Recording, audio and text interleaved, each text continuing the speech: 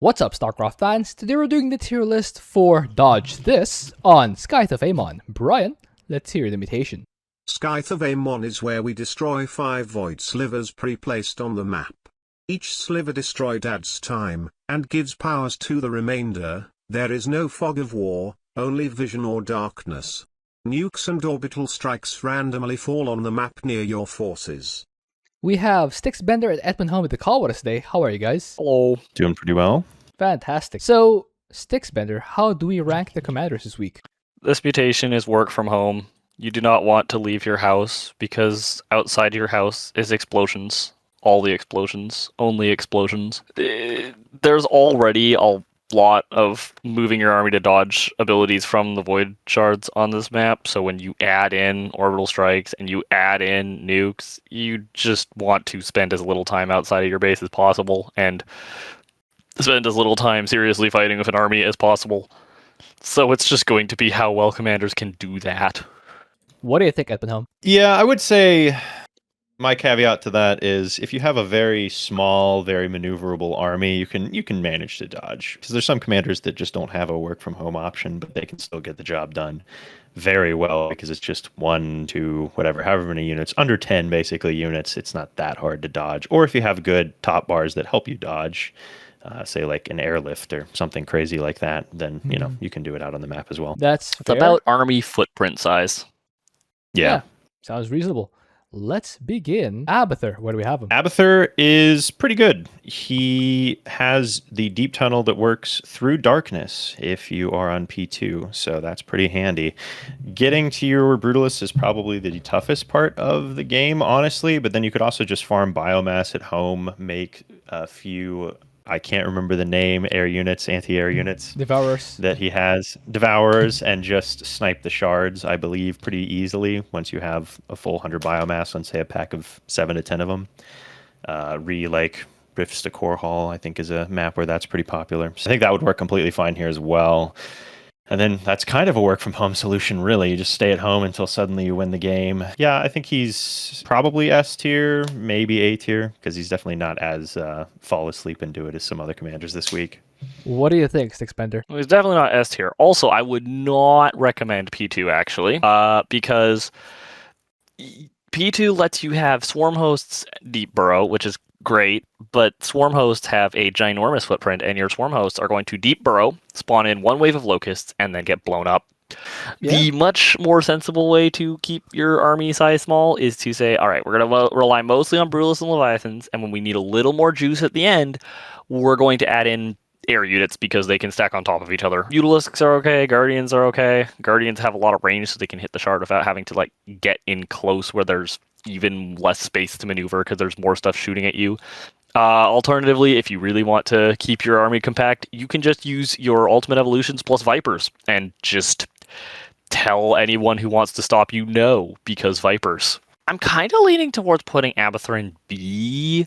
He could be an A, but your Brutalisks alone are going to struggle a bit to fight attack waves against most compositions, so you're going to need to have units at home. You're probably going to want to use, because you want a mostly gas-based army, you're going to probably want to make a whole bunch of spine and spore crawlers at home, farm biomass without being able to see the minimap properly because of darkness. There's B tier. There's a lot of stuff that's going to make him have to actually work for it. What do you think about a lot of B other tier? Commanders don't. Edmund home, what do you think about B tier? I don't know about that, to be honest. Also, I mentioned P2 not for Locusts, but because it makes Deep Tunnel work without vision.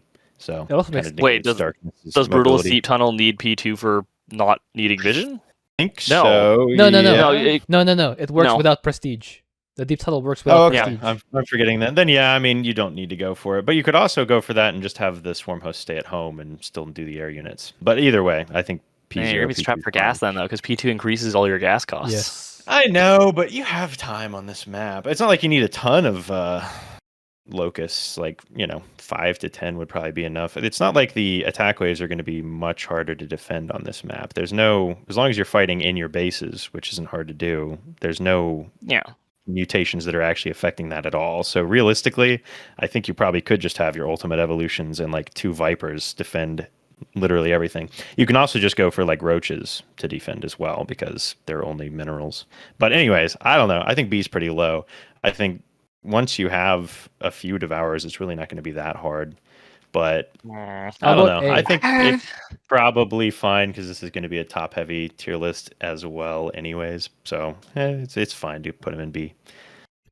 So are we putting him in B or A? Sure. Yeah. All right, both of you agree with B. Let's put Abathur in B. No prestige. Yeah, no, prestige is probably best. You could use P2. Your units will cost more gas, which will be annoying. I wouldn't do it, but, Totally you could. can. Yeah, you totally could. Moving on, Alarak. Where do we have him? Alarak's work from home is okay because I'm considering it to be work from home if you have only like 1 or 2 or 3 long ranged air units sitting on the corner, you preferably towards unpathable terrain, because the random nukes are not allowed to land centered on unpathable terrain. So the Yes. closer you are to the edge of the map, the fewer will be landing in your area. It won't mean none of them will be, but it means fewer of them will be. So Alarak's going to want to use war prisms and blast the void shards with war prisms. You can conveniently bring Alarak hero unit as if he was an air unit, because war prisms are transports as a bonus. Also, you can put havocs inside your war prisms, because a havoc that is inside a war prism still gives its +2 range aura. So you can give range to whatever units you have sitting on the war prisms. And what will you have sitting on the war prisms? A mothership and maybe some destroyers for the last shard to give you some extra oomph. Other You than mean that, teleport to the warp prism, right? They can't load the mothership, right? right, but the mothership, I mean, I would personally just walk the mothership with the war prisms, for the simple reason of then the mothership can teleport everyone home as soon as the shard is dead. So you just walk along the edge of the map, you shoot the shard, and then as soon as it's dead, you just leave. And the advantage of this is you keep it active to be able to teleport home, so that if ever an attack wave shows up and you were not ready for it, good news, you could teleport home. Or And just overcharge. immediately blast the attack wave. Well, you're using your overcharges to attack. That Your makes overcharge sense. is Yeah, that's why you literally said- your primary offensive weapon. Ideally, you will not have to teleport home except for after shards have already been destroyed. So like what you would want to do is clear an attack wave, then move out, then shoot the shard and teleport home in time to vaporize the attack wave. Also, you could just leave all your destroyers at home until the late game, because you won't need them until the late game. That seems like A tier. There's definitely much easier, but like there's also definitely a lot harder. The ability to teleport to your bases is a big deal, because so you can actually defend attack waves without having to memorize attack wave patterns. What do you think, Epithome? A tier. I don't know. That essay sounded as difficult, if not more difficult, than Abathur to me. So I don't know. I'd put him in B personally. That's just, I mean, it's similar to like Abathur, where without the teleport. Yeah, but you have deep tunnel with your Brutalist, which is a teleport. So But you're relying on your Leviathans a lot. but you can buy time with your Brutalist pretty easily. Again, the armies are not more difficult to fight in this mutation than they normally are. You have to 3 get to Brutalists. Yeah, but you just themselves. leave 1 or 2 Vipers in each base, and then Yeah. you have Blinding Cloud, which shuts things down for eternity, and which is plenty of time. Eternity is in fact enough time for your Leviathans to get there.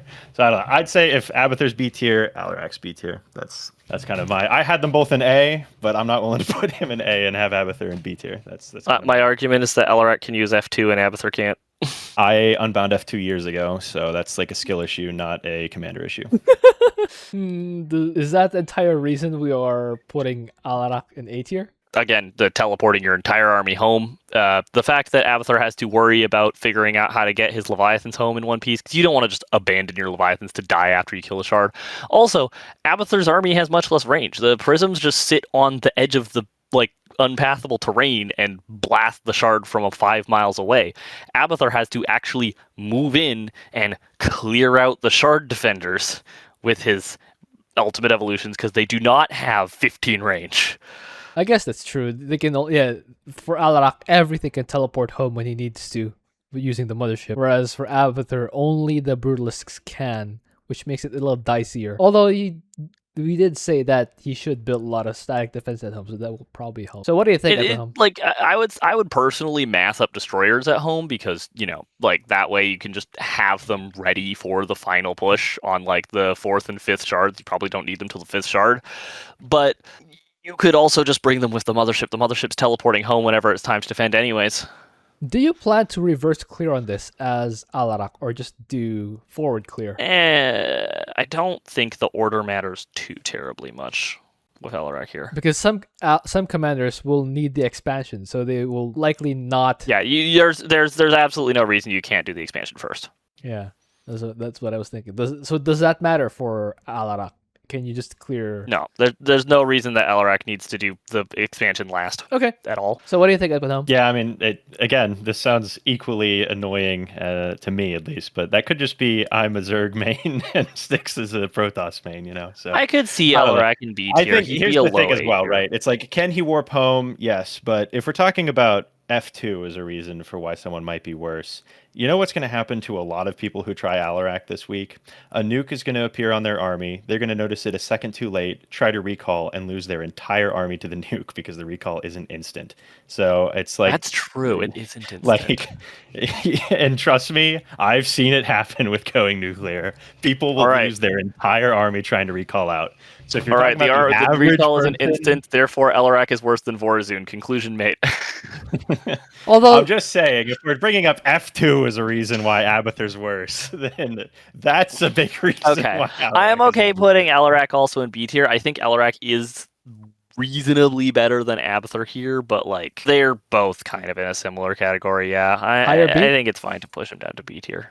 all right, Yeah, higher B instead of lower B. we could talk about that later. Alarak goes in B tier, prestige wise, third Three. one. Uh, right? 3. Yeah, Okay, 3. moving on. 3. Arcturus, where do we have him? No debate Oh yeah, here, that's right? yours. Yeah. Arcturus is in the correct spot in the tier list and very, very good. Earth Splitters can handle, I think, all but one set, right, from your natural? Can they hit the top left? I can't remember. I don't think so. They but cannot anyway. hit the top left now. But still, you have Nuclear Annihilation and plenty of time to cast, probably 2 Nuclear Annihilations on that You don't throughout need the the game. second one, right? For sure. All nuclear Especially, annihilations I'd say you probably just... all Oh, can they nuclear kill all the annihilations shards? will destroy all the shards. Oh, yeah, there you go. Then 1. Yeah. So, yeah, I mean, you can just airdrop guys to get vision if you want to call down your call downs, and then everything else you can just get vision with the Earth Splitters anywhere on the map. So, yeah, it's S tier. It's very easy. What do you think, Stixbender? Yeah, you don't even need Earth Splitters. You can literally use just the nukes and win.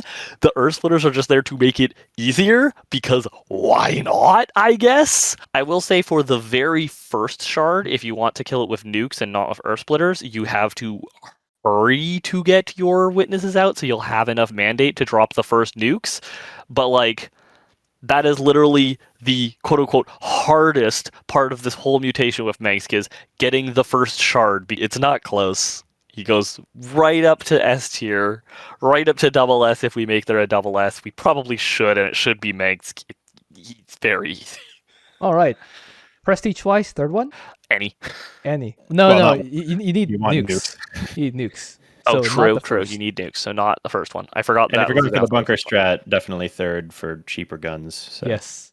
Moving on. Yeah, but Artanis, where do we have him? so solar bombardment can kill the first and second shard. The third one, you would need solar bombardment plus orbital strikes, and even then, I think you're slightly short. If you have P3, you could do orbital strike plus some Archon dudes you place around the edge of the shard, and they can right-click the shard, and that'll kill the third one. Yes. Past that, you're kind of gonna have to actually hit the shard, unfortunately. There are options for that to do it kind of from home, like Tempest Disintegrate range is long enough that you can kind of just yeet disintegrates at the shard from a million miles away, especially since you don't even need to do that much if you're using P3, because if you just like throw a disintegrate on it, that prevents it from regenerating shields for the next 30 seconds, which means that you can just drop down another wave of orbital strikes and Archon dudes, because that can clear it out, because like it's literally a thing of, for the last 2 shards, solar bombardment plus a wave of Archon dudes gets you close, but not quite. And this is where like all the difficulty of doing this one with Artanis comes from, is that close but not quite. Yeah, there's a good number of options you can use to resolve that, but all of them are kind of annoying. Artanis is A, but he might be B. It depends on like your difficulty is going to depend heavily on if your ally has like anything to sneeze on the shards, quite literally, for you. What do you think, Eppenholm? Yeah, I think A is pretty reasonable. I mean, realistically, you should be able to just have your Tempest sneeze on the shards as well, and you Yeah. don't need to bring out a ton of Tempests, just a few. And in theory, the Solar Bombardment will clear out a lot of the defenders around a shard as well, or at least a decent amount, so you're not too worried about getting overwhelmed there, because that would be a concern. The only note is, you maybe don't want to go P3 here. I think you probably still do. Just, don't expect shield overcharge to actually save your units if you're in the center of a nuke. I think it will if they're like on the edges, but yeah. It also will P2 is let them reasonable. live if they're tanky enough units. Like Tempest with a shield overcharge will survive a nuke, but they will take hull damage, so It'll hurt. Yeah. it'll hurt, but you live. Just tanking you casually, no problem. All right, so both of you agree with A. Let's put Artanis in A. I actually saw Tutu do this with Dragoons. He just warped in Dragoons on the Yeah. shard after using Solar Bombardment, and it worked. You can do that too. The Dragoons, they're sacrificial Dragoons. If you're completely fine just throwing away a couple sacrificial Dragoons, you can do that too. We had like 5 for each shard, so that's what he did after this. Like, the- like literally, when I say you just need to sneeze on it. Yeah, exactly. He made 5 on the 4th and 5th shards, and it does the job. He did the reverse clear. And I imagine it'll be a lot The easier one- if you take the expansion and both of you and your ally actually do stuff. So yeah, A seems reasonable. I will give one warning. Remember, with dropping Archon dudes, if you do decide to use P3, with dropping Archon dudes, if you place the Orbital Strike, if the center of the Orbital Strike is over a structure's hitbox, including the Void Shard, then it will not spawn the Archon. Wasn't so you that need to patched make out? sure I think they fixed it. the I patch always- out was finicky. I always drop. I think Archon I think dudes. for Void Shards specifically, it still doesn't like to spawn them. Really, I drop them anywhere. At least- it's they rarely not spawn for me. Am I have lucky found now? that Void Shards seem to still not work. So for Void Shards, you want to ideally barely clip the Void Shard with the edge of the Orbital Strike, or even just place them right next to the Void Shard and right-click it, because the Archon dude does more damage than the actual impact anyways. The Okay. important thing is that you right-click it with Archons. Very All right. powerful sneezes, the Archons. So They sneeze. Yes, They sneeze very exactly. powerfully and menacingly. Moving on, Dehaka. Where do we have him? Haka's another one that shouldn't have really much of any problem. Pack leaders are extremely good, and then you can just have creeper hosts kind of launch, keep an eye on the creepers, dodge nukes on the way, and I mean it's pretty easy. So I had him in S. What do you think, Stixbender? We're going to have a lot of people in S, and Dehaka, it's one of them. All right. If we wanted to diffuse everything downward, we put Dehaka in A and move down Well, we do everyone that. who is currently not an S by one tier, but we don't need to do that. S means something. All right, prestige-wise, second one. Yeah. Yeah. Moving on, Phoenix. Where do we have him? He cannot work from home. He is terrible. Everything is horrible. He suffers. The closest thing you have to working from home is you just make a big ball of scouts and you right-click the shard, which kills it alarmingly quickly. Fun fact: if you memorize where the detectors are on this map, there are not that many detectors around the shard. There's actually surprisingly few of them, which means if you use the Arbiter suit and just cloak your scouts and like snipe or stasis the 1 or 2 detectors, because it literally is 1 or 2 detectors, you could just right-click the shard uncontested, because by the time mobile detection shows up, you have already killed it, because scouts have a lot of DPS. I've seen that happen So that's personally. I saw, I think, a speedrunner do it with Kaldalis with the Yeah. cloaking field from the Arbiter suit. It was Yeah, was you kind of could do it wild. with a melee unit. There's so little detection. So with a 9 range scout, yeah, you could definitely do it there. So yeah, you just use a fleet of scouts and you can snipe the shards like that, and that is going to be your easiest solution. Don't get hit. Don't get hit. Make sure that if you don't just memorize where the detection is, at least just keep an eye out for detection. Be warned, if you are against Protoss enemies, they have a couple of random photon scanners scattered around the shard for some reason. So there's more detection, and it'll be harder if the enemy is Protoss. B. B tier? What do you think? Oh, that's for a B tier. Yeah, I think B tier's probably fair. I think as long as you dodge the nukes, he's probably easier than either of the B tier guys at the moment, but he's also a little more, He doesn't if work you from do get home. nuked, it's all over. So Let's yeah, I put, think B tier's fair. let's put Phoenix in B tier. Prestige wise, what do you think? Don't touch P2. Do Yeah. not. Yeah, you probably just want to go P1 for the permanent Arbiter suit, right? And faster regen. Yeah. No, P1 does not give you permanent Arbiter suit because you can't call down the Arbiter suit while the Arbiter suit is already down. So it actually forces you to have Arbiter downtime, which means it forces you to have Cloak downtime, I think what which he means means it puts is, you on a timer. I think what he means is you can Yeah, always call it down even after it times out. Like it just is always available. Yeah, it is. Cooldown. But there's not. It's actually the same cooldown. See, it's actually technically a slightly longer cooldown, or well, no, it's the same cooldown. It's All right. Moving on. Han and Horner. Oh, that's not the right thing. There we go. Han and Horner. Where do you have them? Han and Horner can work from home with bombing platforms. I think you probably still don't want to go P3. I haven't worked out the exact math on it, but it's probably still slower because I don't think there's a situation that exists where it's not, unfortunately.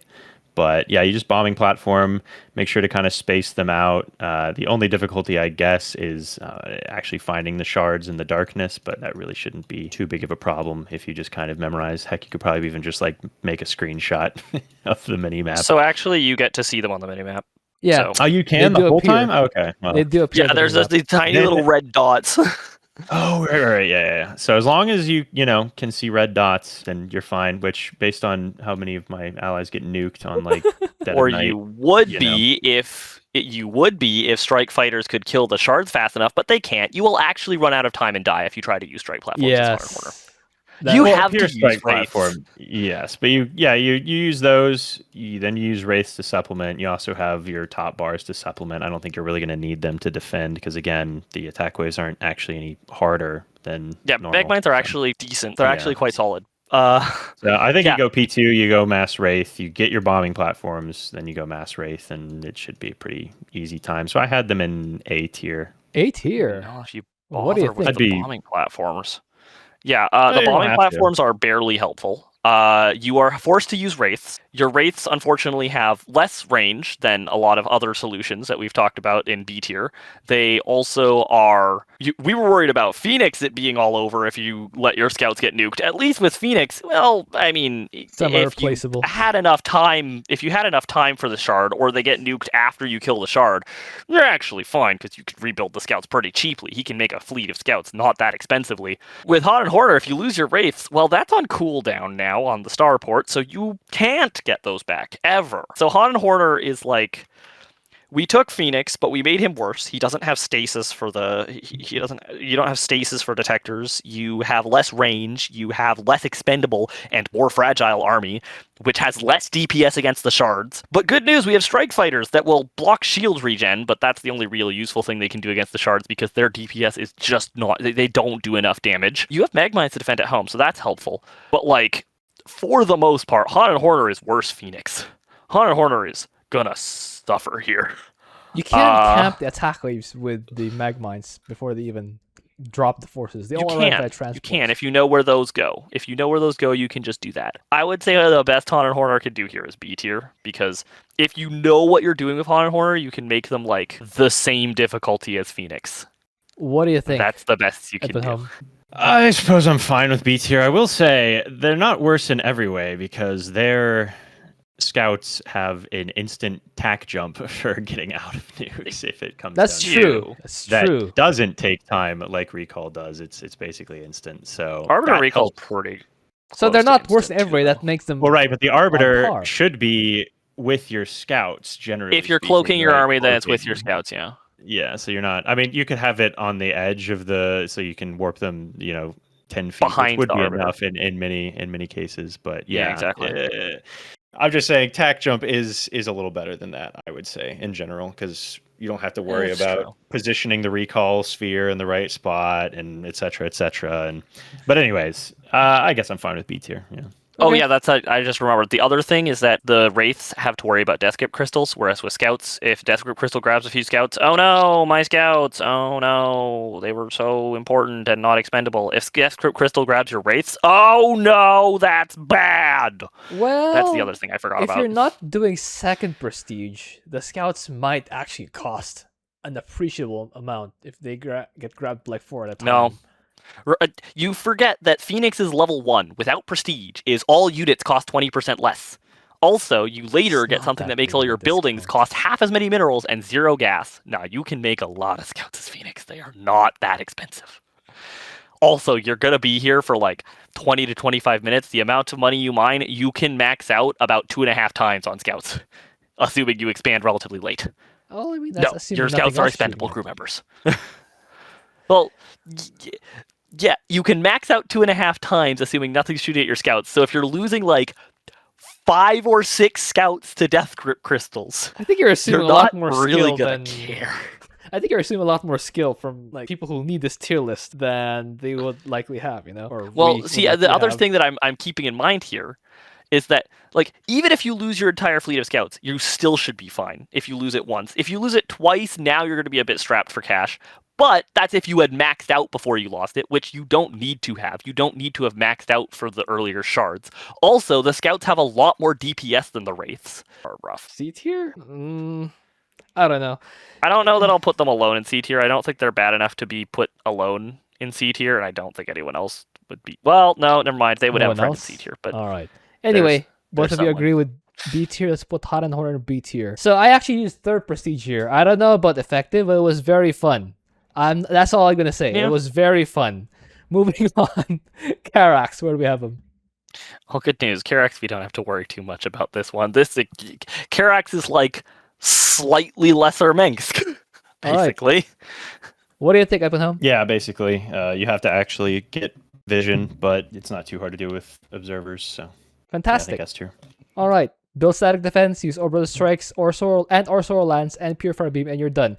Boom. Third prestige. P3. Moving on. Kerrigan, where do we have him?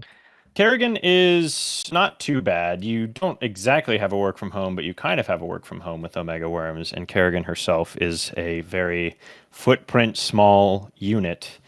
And you can kind of With just good defend mobility. it home with whatever. And yeah, with good mobility. So you should never really be getting nuked. And you should have enough DPS with her. And with Omega Worms, you could even kind of deploy your army out when there's, clear an attack wave, deploy your army out, probably like Ultralisks or something like that. And then they can just dive back into the Omega Worm if they need to escape. And if any of them don't manage to escape, they revive in a beautiful chrysalis. So I think she's pretty good. I had her in A tier. All right. What do you think, Stixbender? The only difference is I would personally probably use Hydralisks for the reason of their purpose is Kerrigan kills all the shard defenders by herself because she can, and then a worm pops up, spits out a bunch of Hydralisks who just right-click a rock. That is their literal job, and if a nuke deploys or orbital strike deploys on top of them, they go back in the worm, and they're all back in the worm by the time it lands. And then they pop back out again to right-click a rock again. By the way, a worm can survive a nuke to the face. So, Yes. Letter? S tier. S tier. What do you think about S tier, Ebenholm? I mean, I guess that's fine. Yeah. Okay. Guess we're putting Kerrigan I'd be willing in to S tier. accept low A, but I feel like she's S. There's just a Okay. lot of people in S. So, Or I like was kind high of end. searching for non Yeah, S. Yeah. I was shocked. by Okay, S. you know what? We'll put her at the top of A tier for now. Okay. The very tip top of A tier for now. I was shocked by S. Moving on. Nova. Oh, wait. What? Third prestige, right? Nova. Where do we have him? Well, with Kerrigan, I personally would use second prestige, but literally anything except P1 will work. I thought immobilization will destroy the enemies, meaning you need a strong immobilization wave, right? That means Oh no, like a lot of the enemies are too tanky to survive a mobilization wave anyways, and P2 Kerrigan can destroy the enemies manually. You're going to either way have to kill a lot of stuff manually with Kerrigan anyways. So Nova, you're going to use Liberators, snipe shards with Liberators, drop 1 billion defense drones on the Liberators to make them nice and durable, so they can just survive things that are not nukes and orbital strikes. So like they can survive shard shenanigans. Death grip crystals are going to be a huge pain. You'll want to have ravens with your liberators anyways for their heal drones, and then they can use seeker missiles on the death grip crystals because the death grip crystals are a unit Yes. for reasons. I'm not complaining. Yeah, I'm not complaining either.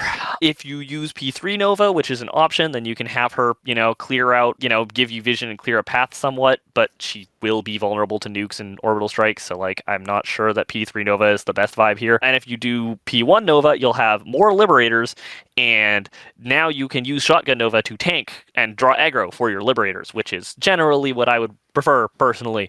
And if you want to be unique and different, you can use P2 Nova, so you have only a 30-second cooldown on an instant teleport. It is instant. You can immediately dodge the nuke. Next frame, you're gone. Literally, the frame after you click, you are no longer targetable. And you can save not It's just great. yourself, but also your ally. So, yeah. That too. Anyways, unfortunately, you do Or actually you have can to drop attack your- the shards. You can drop your ally Nova. right in the nuke because you can. Yeah, I was going to say, every 30 seconds, you can teleport your ally's army directly under a nuke. It's probably the best part of P2. Oh my god. Why? Anyways, yes. I would say Nova is A tier. She's not. She still has to actually hit the shard with units, but she's got pretty solid units to do it with. What do you think, Edmund? Yeah, I had her in S tier, but I think I'm fine with A. The only other mention I'd make with the airlift as well is not only does it instantly lift, but then you can just sit there until the nuke drops and then plop them right back down where they were. Whereas, Exactly. Alarak, when you recall, you do have to recall to a thing, and you can't recall back instantly. So it's super good for this. So yeah, I'd say A tier is fine. All right. Yeah. A tier, Nova. Yeah, Nova Lift is awesome First here. prestige. Or second prestige. I guess just pick which Literally flavor any of Nova the you three, like. I think. Yeah. Literally any of the three, but I would question what you're doing with P3 unless you have really good ability to pay attention to both your units sneaking around the edge of the map and also your Nova. Well, otherwise I would she's gonna use get blown third up. prestige if I'm allied with a Swann, you know? Yeah, there's that. Hear me Anyways, out, though. You just hold your Liberator call-ins, and you call I in would one if I for were a Swann each player shard and they had to in the carry back. someone. You sneak to the back shards, you call the Liberators in directly on the shard. Now that you have vision with Nova, you kill the back shard in the top left, you airlift home, you do it like one more time, and then the ones close, you can just actually fly out, and it's not as far to try to get. Yeah, something like that. All right, moving on. Raynor, where do we have him? Raynor, I dislike Raynor, and so I'm going to rank him low. And so, yeah, I think he doesn't have the best work from home, but he kind of has a work from home in that you can just spam battle cruisers with P3 and have infinite Hyperions and Banshees eventually.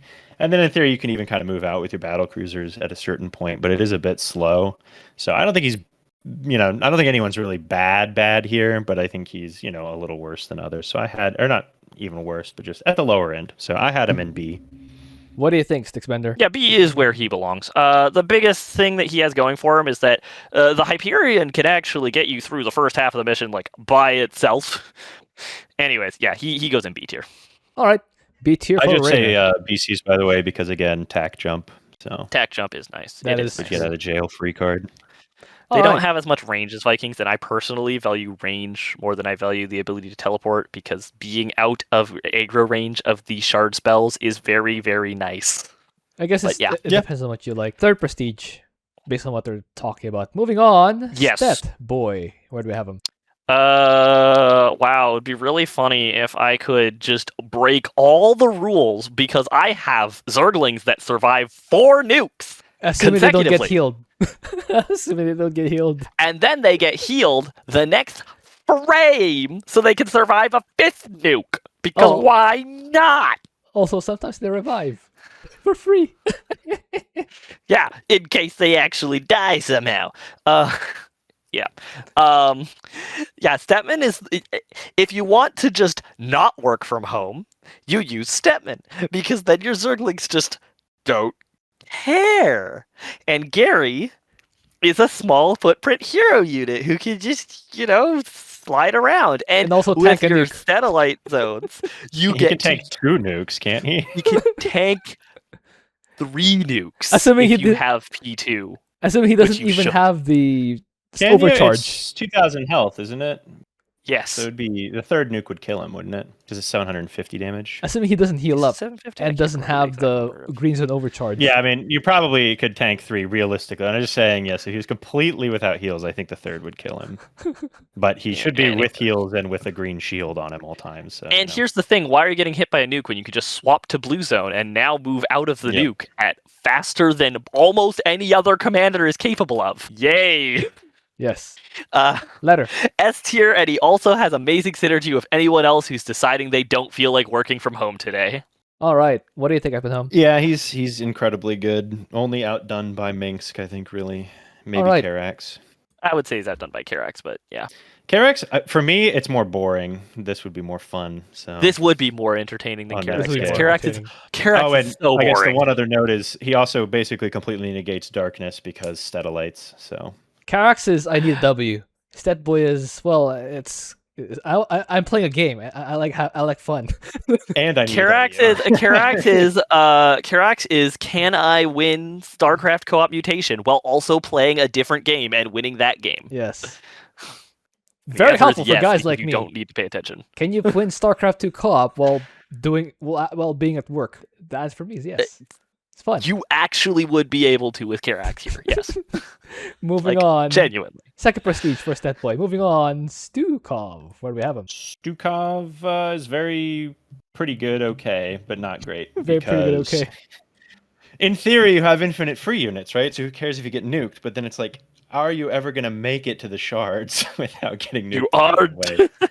Yeah, so I think you actually probably want to go like P1 Liberators here, and because you can just right-click the shards and they take extremely low damage while they're attacking the shards. So did we fix the just have fact to that be P1 ready to Liberators used to be run. unable to attack shards? I think, didn't they? I don't use Maybe those yet, not. so I won't know. Whatever. You probably want to go P1, and you will have to be careful. Maybe you can't go Liberators. I can't remember, but it's P1 either way. I think because bunkers are just you're never going to make it to the upper shards. Top bars are pretty good, so I think he's one of those ones where you look at it on paper and you're like, wow, free units, but it's not really that way. So I had him in B. What do you think, Stickspender? So remember how I said that if we put Hanahor in C tier, they would have a friend? No, just kidding. I do. Yeah, it's rough because if you use P1, what are you going to use? You're going to use Diamondbacks. Now you have a huge footprint army. You're going to use siege tanks. At least they can teleport. It's still a pretty huge footprint army, but at least they can teleport and have good burst damage against the shards. So there's that. But they're also going to probably get blasted, not even by nukes and orbital strikes, but by like the big blue lightning-y thing from the shard, which by the way will just one-shot all the tanks in a massive area, and they have to be sieged, which makes them bad at dodging. Are you going to use Banshees? Well, Stukov's Banshees are not particularly fast, at least if you were to use like Banshees or Vikings on Raynor. They have Afterburst. Stukov has no such thing. The Alexander and Apocalypse... The Alexander and Apocalypse are at best going to perform as well as the Hyperion plus Duskwings against shards. C tier? Yeah. All right. You should have said that if Hara and Horner were in C tier, she would have a comrade, but squandered opportunity. So true. Squandered. All right. Oh, wait. Yeah. But, Edwin said B tier. What do you think about C tier, Edwin? I'm good with C. That's fine. All right. Somebody needs to be there. Somebody needs to be there. So first prestige, right? First prestige, yes. Or even no prestige at this point. There's an argument for second prestige since you're massing Banshees anyways. Okay, I'm officially kicking you out of the tier list. Just kidding. Swann, where do we have him? He can defend real good. Killing the shards is awkward because you are going to basically want to laser drill down the shards. Use floating factories to get vision for the laser drill. How well can the factories live?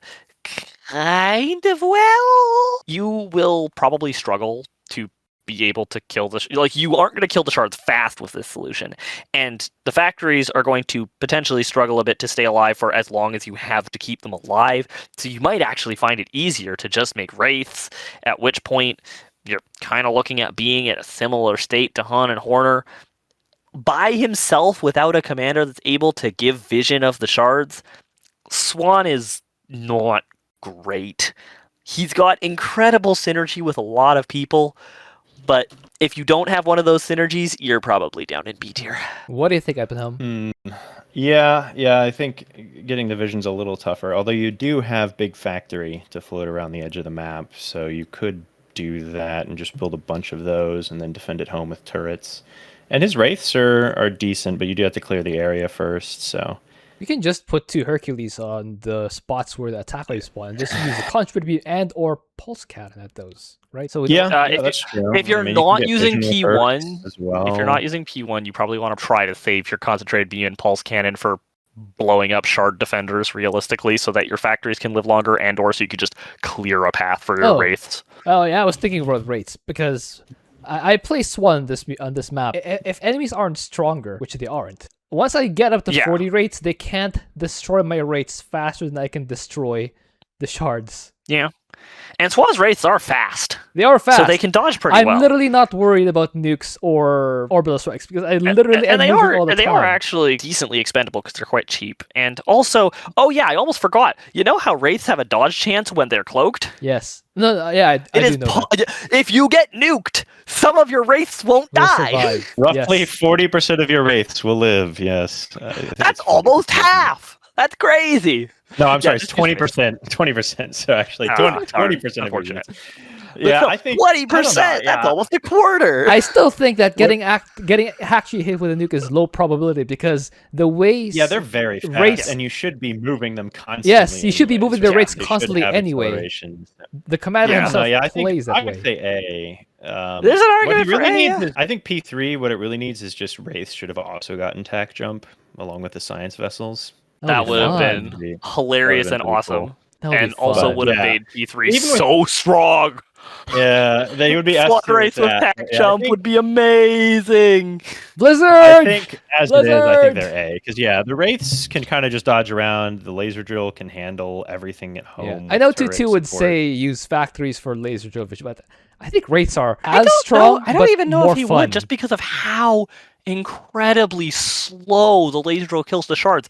right. Keeping floating factories alive for literal minutes while it's raining orbital strikes and nukes is tough That's true. because So minutes. we're in it's agreement a long here. Time. Rates are the way to go. Rates are the If way to you- go. You know, Alright. if you're that interested in being bored, I would just play Karax. Yeah, so I go Wraith.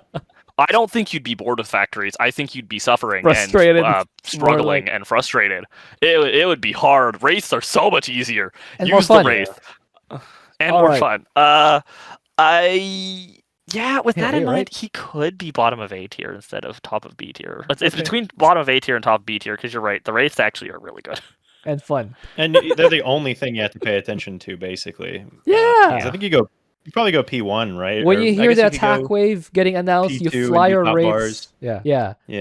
When you hear the attack wave get You announced, just you fly to the your dead rates. center, right? Yeah, fly The to the dead hybrids, center yeah. or any of the The orbital corners. strikes can still hit you there, but still. And then True, but you just- hear the maniacal you hear laughter those. with those. Yes. If only there was maniacal laughter every time a nuke was generated on the map, that'd be great. And then Oh my definitely goodness, not- the laughing definitely would not never too end. many laughing. Too much laughing. But anyways, yeah. I Even think A's better, probably make okay. Stetmann laugh every time a nuke is generated on the map. Yeah, true. No Play one will sitcom- play ever again. Play sitcom laugh Play track. every nuke notification sound from every commander when they use nuclear annihilation and Oh my God. nuke and the ghost nuke sound. Also the all of diva that every announcer. time. Yeah. Yes. Nerf this just every half a second. I think that would be pretty great and awesome. I'm That's- glad they're not developing the game anymore, so this can't happen. My Donnie. Okay, A tier, right? We're doing A tier? I Sure, think we so. can put him in A tier. All right. Congratulations, Swann. Second prestige? Honestly, I would personally recommend 0th Prestige. 0. Yeah, you could do 0 with. Yeah. I don't know. I'd go P2 because for me, I don't know. If I'm making wraiths, I literally never run out of Vespine. I'm always mineral starved. This is Damn. true. I'm You never really gassed don't. So you're really getting 0 downside with it. unless Yeah, you're yeah, you can banning go science P2. Vessels. EU. So yeah. All right, moving on. Tychus, where do we have him? Tychus really good, generally speaking. He's got an extremely small footprint. He's got the skills to pay the bills, and he can defend at home with his extra outlaws and or mercenaries or whatever. So I think he's S tier. S tier, what do you think? I mean, yeah, I guess he doesn't really notice too much. Well, Also, having to medevac dodge the platforms for nukes. instant get out of jail. You do have the medevac platforms. Having to dodge the nukes does put you into awkward spots sometimes, because like the thing that we aren't considering necessarily with Tychus about dodging nukes is yes, you can dodge nukes, but like the thing about dodging nukes is you have to move to somewhere that is not in the nuke, and that forced movement could inconvenience him enough that like I feel like he's not quite to the level of the people who are in S tier. I kind of feel like putting him in A tier. Do you have a case for S tier at Planhelm? I mean, it's fine. It's like even if you lose Tychus once or twice or whoever, right? Like it's 250 minerals. Are you really going to take that long, anyways? Like you're still I going to think win. if he's A tier, If he'll be. oh no, above- you eat a nuke is a lot less bad when it's 250 minerals than when you're Swann or whatever, right? And you get nuked and you lose. My concern is more how much just the having to spend more time dodging and less time shooting is going to get in the way of you actually being able to kill shards in a timely fashion with Tychus. Crooked Sam exists, right? Is he not You're also able to good against? You're able to use the Odin and nuke and kill literally all of the defenses. Yeah, around the that's true. thing, and- Okay, and yeah, he's then- probably S tier. so, He's not yeah. as good as the other S tiers, but like He's still S tier. He's one of There's them. some of these S tiers aren't staying in S tier, if you know what I'm saying. So it's Ooh. I think he's worse than everyone who's currently in S tier, comfortably. yeah. Tychus. So All right, S tier for Tychus. Second prestige, right? Yeah. generally. Yeah. Well, no, no. I Moving wouldn't on. use second prestige Vorazun, personally. where do we have him? I'm not having this. Vorazun, where do we have him? Funny time stop, haha, work from home. Yeah. You go P3 every time you press the time stop button. You get enough shadow guards to literally kill the shards with just the shadow guards, and then all the whole fighting back thing. No, it's time stop. So yeah, you did S tier. What do you think, Edwin? Yeah, it's a work from home ish. You hire third party contractors to come in and do the on site work, so it's pretty great. Literally. S tier. S tier? Okay. Third prestige, right? Oh yeah, and also as we've been talking about, her teleport is instant with Dark Pylon Recall, so she's better. And also emergency recall is technically instant. Yeah, death recall. Also, a lot of the people who have to get out there with units are getting out there with cloaked units. So if you are forced to get out there with units, but you have a Vorazun ally, they'll have emergency recall and 15% increased damage. S tier. All right, S tier. Right? Third prestige, right? Yes. All Third right. prestige, yep. Because she has one Without third prestige. prestige, she's only A tier, unfortunately. Yes. Moving on. Oh, by the way, I only make Corsairs for Vorazun for this map because I just need to intercept attack waves. And let's use the Yeah. Shadow Guard for everything. Moving on, Zagara, where do we have him? You could literally just build nothing but cannons as Vorazun on this map, genuinely. You could literally just talk about Zagara, where do we have him? You could literally just make Scourge with Zagara. Where do we have him? S. All right. What do you think, Edwin Home? That was me. Oh, sorry. I agree with myself. I am Oh my stunning. god. Perfect. If I had Incredible. $1 for every time you said that to me, I would have $2, which is not a lot. But it's weird that it happened twice. What do you think, Splendor? My thought on Zagara S tier is, I mean, some of the shards are kind of annoying. If you don't clear them in the right order, you're going to suddenly have to deal with, oh my gosh, there's 3 Thors. My Scourge all disappeared. Help. I would say I'm kind of leaning towards A tier Zagara, personally, because your Scourge can get shot. And, like, just clearing this map with Scourge on this map is already, like, annoying in general. It's actually a surprisingly annoying map to pure Scourge clear, and with darkness making it harder to keep track of where things are, and then suddenly you get jump scared by a Thor and there go all the Scourge. It's not nearly as easy as the people who are in S tier. It's honestly, I would say I'd probably think it's an easier time with Artanis than Zagara. So I would say Zagara is A tier. I mean, I actually had Artanis in S tier, but okay. What do you think about A tier, Edwin Home? Sure, why not? It's fine. All right. Yeah. Zagara, A tier. First prestige. Yeah, I think so. I would say third, but whatever. I It makes actually, Scourge more expensive though. It does make Scourge more expensive, but it also means you don't have to use Scourge for the first, like, 2, maybe 3 shards, but 3 is stretching it. I would try at least one second prestige in Corruptors. It works a lot on versus to Core. You know what? I would give it a try here. Yeah. You know what? That might actually be better than Scourge. I should try that. Yeah, that could be better. That's I actually will try that. probably better than That's Scourge. good. Anyway, Zeratul. Where do we have him? All right, so here's the procedure. You see, what you do is you go and you make a warp prism, or whatever they're called, the void prism, the void array, that's what they're called. You Yes. make a void array, put it on auto unload, and then you summon the Avatar of Essence next to it, and then you spam load Zeratul next to the Avatar of Essence. Oh, what would you do that? Why would you do that to normal people and me? Okay, so you do not need to use the invulnerable Zeratul exploit.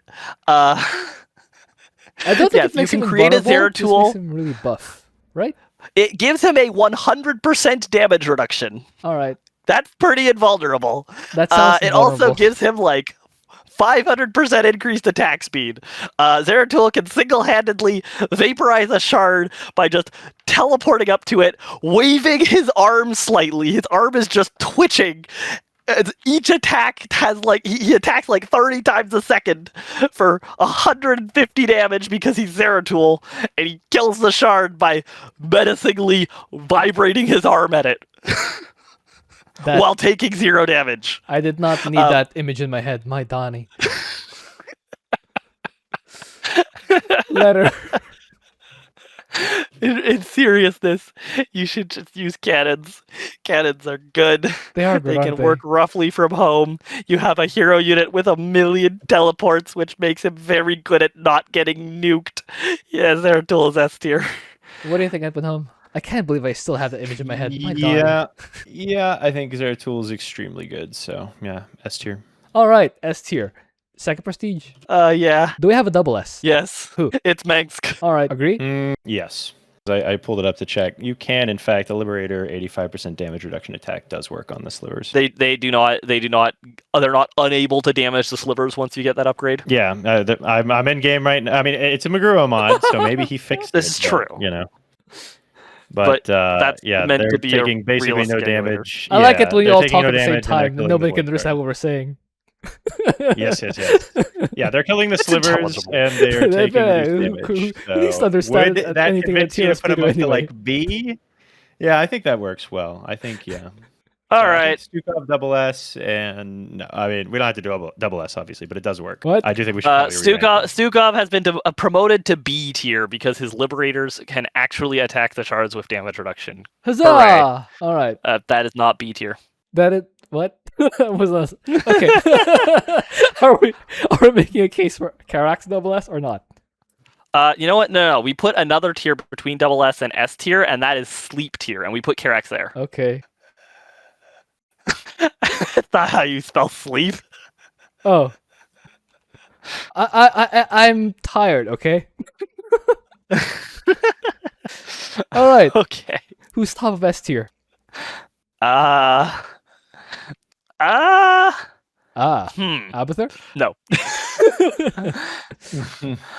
I think Stetmann question mark? yeah, probably Stetmann, and then It's between I Stetmann think- and Zeratul. Then- Actually, no, it's Vorazun. Right, sorry. I'm Yeah, I for was some gonna say reason thinking of Vorazun Vorazun without because- P3. I keep Yeah, forgetting. P3 Yeah, Vorazun Vorazun. is- Easily Vorazun. Then Stetmann and Zeratul? Question mark? Yeah, I mean Dehaka and Zeratul feel equally easy to me. I think, Dehaka and Zeratul are pretty equal. but then yeah, Tychus at the bottom. All right. Top of A?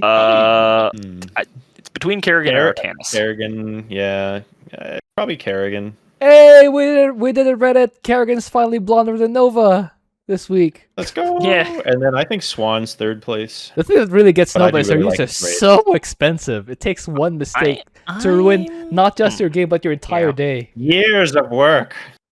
Years! Yeah. And Yeah. then Zagara at the bottom is fine. All right. Yeah. Depending Top on how of- well the corruptors work, maybe Zagara should have been at the top. But that's just, we don't know the corruptors. I can try it. We do not know the way of the corruptors. I can try it. It sounds fun enough to try. Anyway, top of B. Yeah. Huh. Huh? I'm And Horner? kind of thinking. Huh? And Horner? No, not Han and Horner.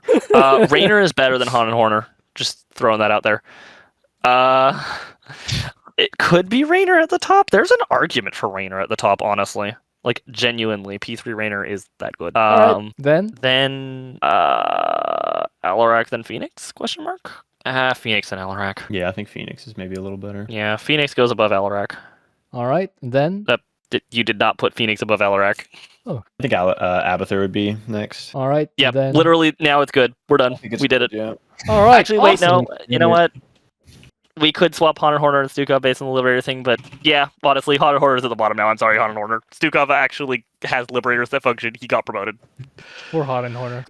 Lanhorn needs a buff, man. He needs several buffs. My Donnie. Anyway, guys, watch Sticksbender's channel. I will link it down below. We'll see you guys next time.